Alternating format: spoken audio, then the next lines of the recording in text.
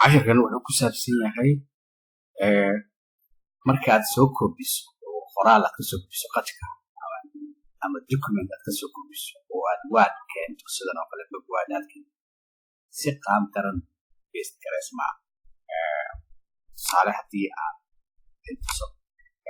waxaan soo qaadan rabaa documentigan aan internetka kala soo degay qaybtaasaan rabaa inaan isticmaalo waxaan leeyahay right click copyga soo qaadanaya waxaan rabaa inaan ku paste gareeyo documentiga waxaan leeyahay control V sidaas laakiin control V markaan aan koobiyo qaabkaas qaab daran u koobiyo in laga bixiyaa la doonayaa marka nidaamkan in laga saara la doonayaa qofka marka waxaa dhici karta inuu isku dayo inuu halkan qalin geysanaa waxaan leeyahay backspace haddii jeer backspace aan isticmaalaya backspace ka wadaya wax inta la dhanaa loo tartaba inta aada ugu rafaadaysaa marka qaab yar oo fudud oo like 1 minute camal ah waxyaabahaas isaga saxaan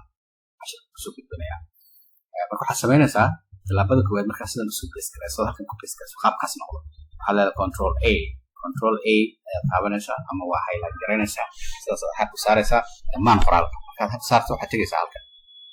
waxaa kugu qoran replace kasaan tuujinayaa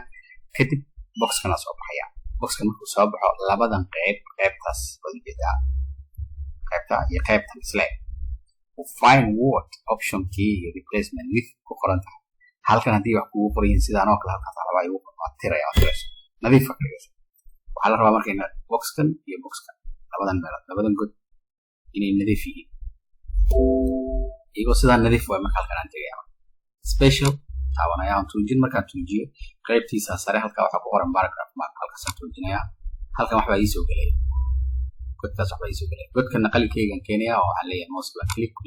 waan tuujinaya wax space uma yeelaya derbigaas sidaa ugu dhiganaada halka uu ka badboodaya derbigaas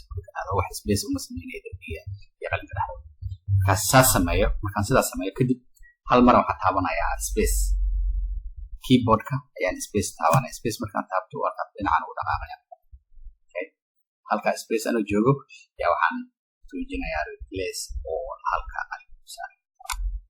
tuujinayaa markaan tuujiyo waxaa ii soo baxayso boxkan yaraa soo baxaya Microsoft Word kusoo saaraya uu sheegayo inta shay uu saxay oo ah 78 replacement uu sameeyey instructions document marka kuleeyahay qayb kale documentiga ma doonaysa inaad taabatid aad ka sii raadiso maya yani waa intaas kaliya u baahnaa marka maya leeyahay noodaasan ka taabanaya noodaasan ka taabatana waan iska jaraya halkaas ka jaraya waxa documentiga qoraalkayga qaabkaas oo noqdo marka hadda adreession ka adeegan karaayo waxaan ka bedeli karaa waan hagaajin karaa hadda ya waxa qoraalka sinadii si hal paragraph oo noqdo kadib dan waxaan doonaa ma ka sameyn karaa halkaas ku soo dhaweynaa. Assalaamu calaykum waraxmatullaahi wabarakaatuh.